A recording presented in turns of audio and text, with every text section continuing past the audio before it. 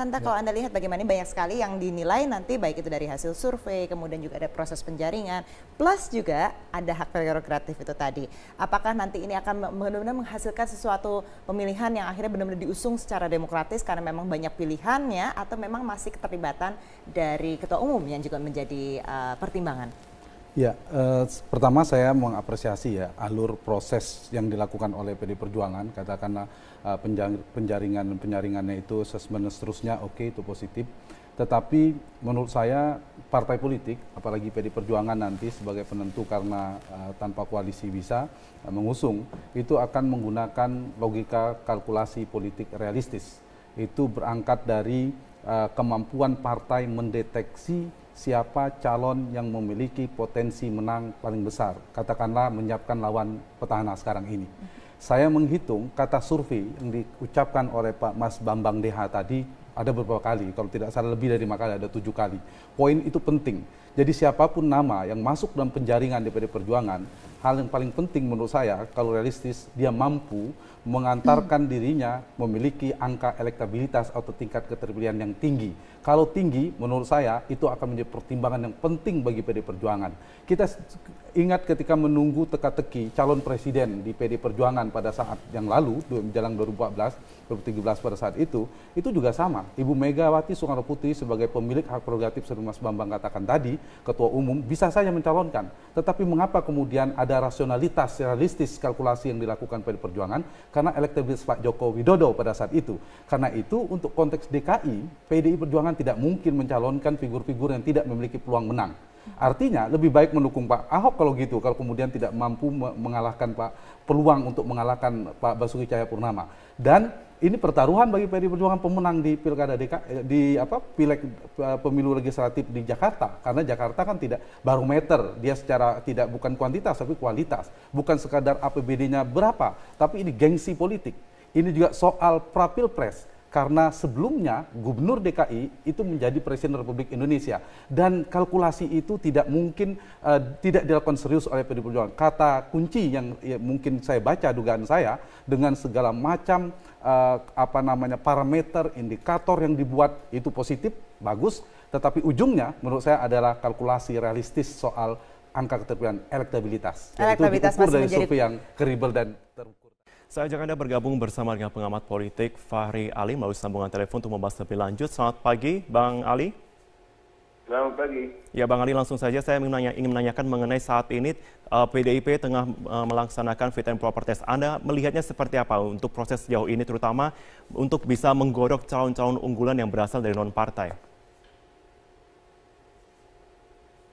Ya, itu merupakan pemandangan yang menarik. Ya. Karena ini untuk pertama kalinya sebuah partai berusaha menjaring tokoh-tokoh dari luar partai lain, gitu. Jadi apakah itu serius atau tidak serius tidak terlalu penting, tapi itu menunjukkan bahwa PDIP itu masih kekurangan orang untuk maju dan dicalonkan di DKI, gitu. Artinya bahwa calon PDIP yang sebelumnya itu disebut ya dari wakil gubernur sekarang ini itu masih dianggap belum terlalu cukup. Baik Bang Fahri. Lalu berarti Anda menilai kalau sejauh ini PDIP belum memiliki satu sosok yang kuat yang bisa dikatakan mampu untuk menandingi dari petahana Basuki Cahayapurnama? Iya. Itu artinya mereka serius gitu melihat tokoh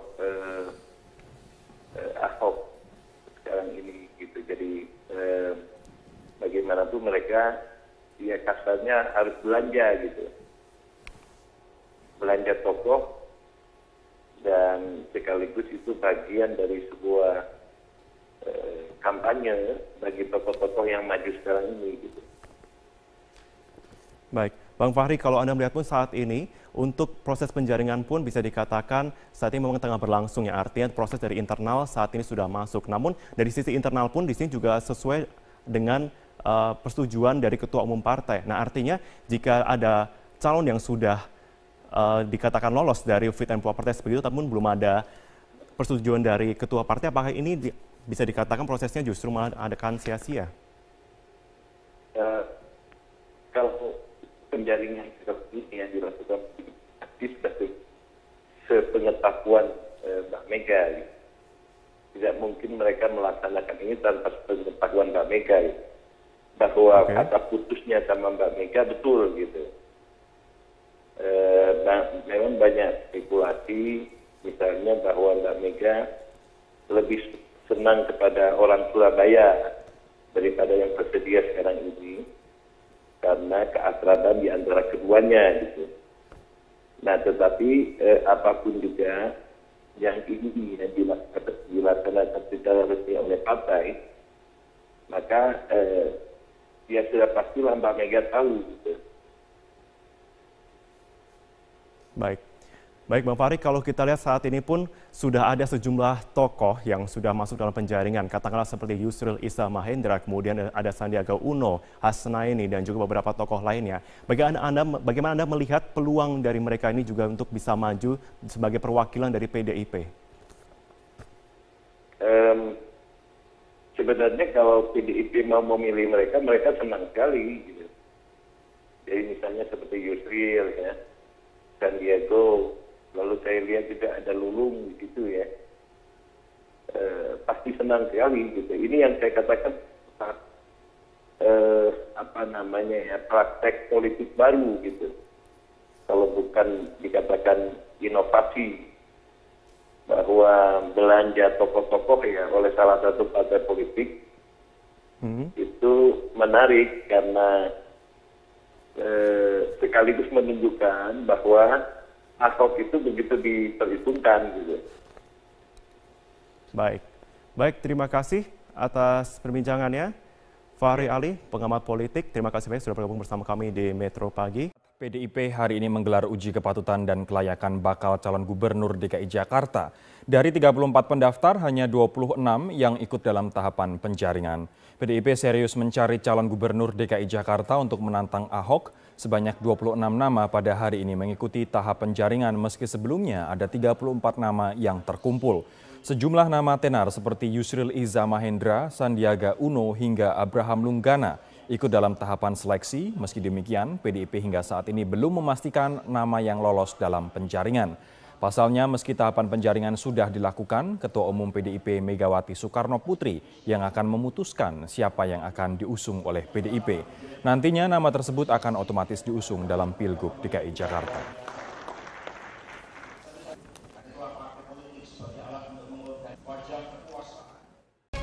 Teka-teki penjaringan calon gubernur PDIP, saya ke Mas Sandi Uno dulu. Mas Sandi, Anda juga merupakan kader dari Gerindra, kemudian ikut penjaringan dari Cagup PDIP, kemudian juga ikut ke penjaringan di beberapa partai lain. Begitu, sebenarnya strategi apa yang Anda mainkan di sini? Terima kasih Mbak Andini. Jadi kami berkomunikasi politik tentunya sesuai dengan posisi Gerindra sendiri yang tidak mungkin mencalonkan secara sendiri. Jadi hasil diskusi kita dengan pimpinan Partai Gerindra memberikan mandat untuk memulai komunikasi politik dengan berbagai partai yang membuka proses penjaringan dan penyaringan. Dan kebetulan komunikasi politik tersebut membawa undangan dari PDI Perjuangan maupun dari partai-partai lain untuk mengikuti prosesnya. KPK berencana mengumumkan hasil temuan dan penyelidikan kasus pembelian rumah sakit Sumber Waras dalam waktu dekat. Ketua KPK memastikan pengumuman tidak untuk menetapkan tersangka dalam kasus tersebut. Kasus pembelian lahan Sumber Waras yang diduga merugikan negara hingga ratusan miliar memasuki babak baru. Ketua KPK Agus Raharjo berjanji segera mengumumkan hasil penyidikan kasus tersebut. Namun Agus menolak jika KPK disebut-sebut akan mengumumkan tersangka kasus lahan Sumber Waras. Gubernur DKI Jakarta Basuki Cahayapurnama mengklaim pembelian lahan Sumber Waras sudah sesuai dengan nilai jual objek pajak atau NJOP setelah dimintai keterangan oleh KPK bersama sejumlah pihak terkait. Belum. Sumber Waras mungkin segera akan diumumkan oleh KPK. Status ya, bukan tersangka, umumkan nanti gimana ya ditunggu aja. Pak, kalau kasus MA gimana Pak? Kasus MA gimana?